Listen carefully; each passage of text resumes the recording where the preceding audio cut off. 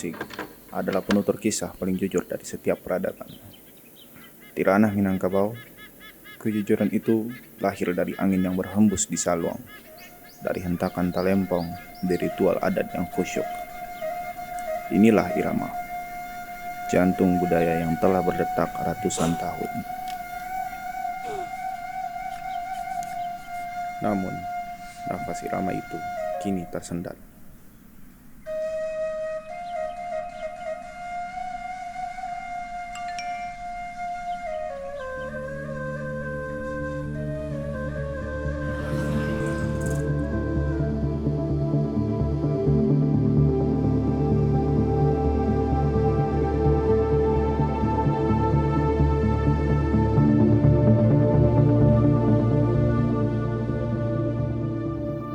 Tuntutan pasar yang serba cepat, yang diukur oleh klik dan view, telah menggeser panggung dari ranah adat ke ruang sunyi di balik layar.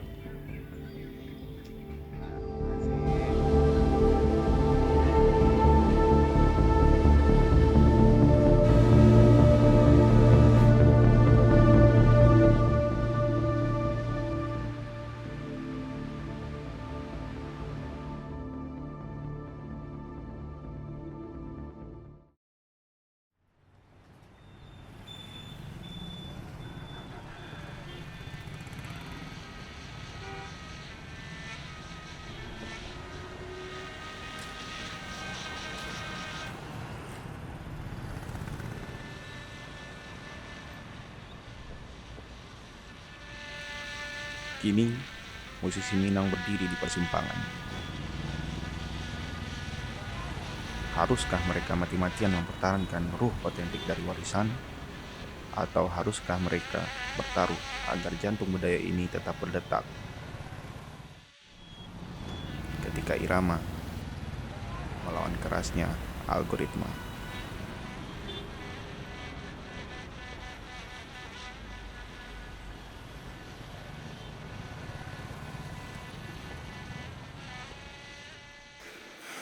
Sebenarnya kalau berubah sih ya, berubah mungkin enggak ya. Ya seperti yang sama-sama kita lihat deh, kayak prosesi ritual simpelnya kayak yang dikenal banyak orang kan itu Tabui Pariaman. Mungkin secara struktur nggak ada yang berubah sih sebenarnya. Strukturnya ya mulai dari prosesi awal hingga akhir tuh sama sih. Cuman kalau materi konten dari si Gandang Tambuan sendiri itu tuh ada permainan Tabui Pasa dan Tabui Sebarang yang sama-sama kita bisa lihat setiap tahunnya pasti ada pola atau motif yang berubah. Berarti kan kita bisa melihat kehadiran musik itu sendiri di peristiwa adat pun sebenarnya berubah. Nggak ada yang baku juga, tapi secara prosesi itu tetap sama sih. Ketika musik tradisional itu hadir memang untuk ritual, ya bakal seperti itu adanya. Tapi kita juga nggak bisa pungkiri kalau kesenian musik tradisional itu hadir di era atau di zaman sekarang yang memang kebutuhannya untuk industri, ya secara otomatis pasti nilai-nilai tradisinya bakal tergerus. Lebih berbahaya kalau musik kesenian itu tidak bisa hadir di cara bermusik saat ini sih. Kenapa? Karena kita balik lagi ya, generasi muda zaman sekarang itu tuh tidak sama dengan zaman-zaman yang lalu, zaman yang lampau.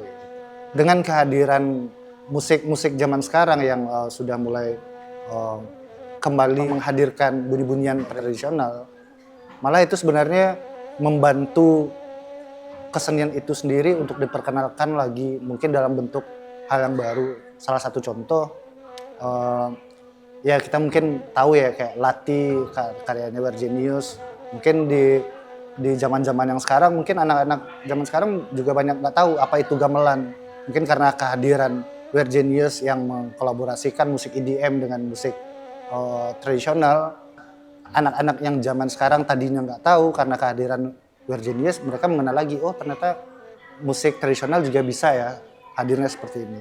Sama juga kayak yang lagi viral sekarang Tabola Bale itu, yang kehadirannya cuma sebatas lirik doang, tapi kan sebenarnya nggak ada unsur musik tradisionalnya sih sebenarnya.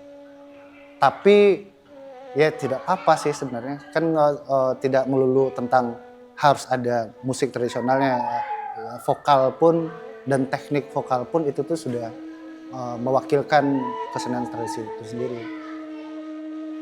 Kini kita tahu bahwa irama telah memasuki ruang tawar-menawar. Bahkan di saat musik tradisional memasuki pasar digital, nafas itu sendiri belum begitu kuat untuk melawan lajunya algoritma. Di satu sisi ada anggapan kekalutan, dan di sisi lain ada tuntutan untuk bertahan hidup. Kekalutan irama tidak hanya terjadi di panggung, ia juga terjadi di telinga, di jari-jari yang menggulir layar. Algoritma adalah sistem, tetapi yang membuatnya bernyawa adalah kita. Pilihan kita sebagai penonton menentukan apa yang hidup dan apa yang harus mati. Kini kita dengarkan suara generasi yang menjadi pasar itu sendiri. Kalau kita berbicara tentang musik tradisional Minang dan juga tentang digitalisasi, bagi saya pribadi itu adalah hal yang berbeda. Karena digitalisasi itu lebih ke media bagaimana musik itu bisa dijangkau dan juga musik itu bisa dirasakan lebih jauh ketimbang tidak menggunakan digitalisasi.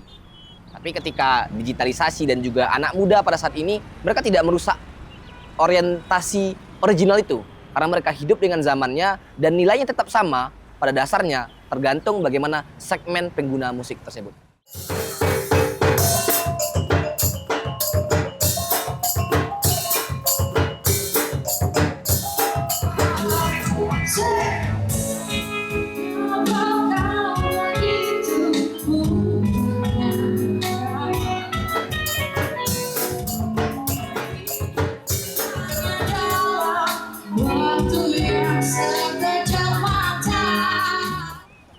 Terkait siapa yang akan bertanggung jawab terhadap bagaimana perkembangan musik tradisional itu, sebenarnya saya rasa tidak ada yang bertanggung jawab. Karena kalau misalnya awak cari di kehidupan atau mungkin di realitanya, kayaknya udah ada hubungan antara orang menggunakan aransemen musik Minang dan penggunaan musik tradisional dalam konteks adat misalnya, itu tidak ada hubungan bercampur baurnya. Jadi kalau kita berbicara tentang apakah musik itu akan merusak nilainya dengan adanya digitalisasi, saya rasa itu jadi ranah yang berbeda. Otomatis ketika kita bertanya siapa yang akan bertanggung jawab, saya rasa anak muda tidak terlalu punya tanggung jawab di sana. Karena mereka berkembang dengan zamannya. Kita lihat bahwa musik selalu hidup pada setiap zamannya. Dan mungkin anak muda mempergunakan musik sesuai dengan zaman mereka. Dan pada dasarnya tidak ada yang bisa dilakukan oleh para musisi selain mengikuti zaman itu sendiri. Toh juga musik dan alat musik tidak akan pernah kehilangan nyawa dan esensinya.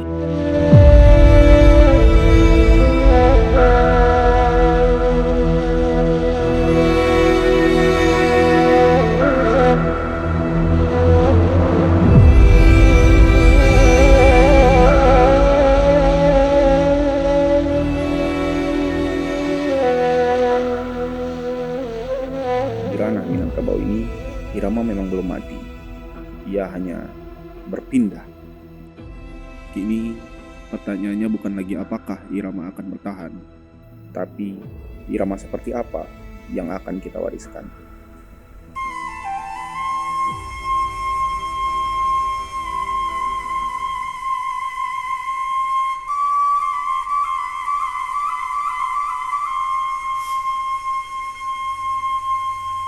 Apakah kita sedang menyaksikan kemajuan atau sebuah perpisahan? Dalam kelut ini, ketika irama melawan algoritma, siapakah kita sebenarnya? Penonton, pelaku, atau justru penghapus jejak?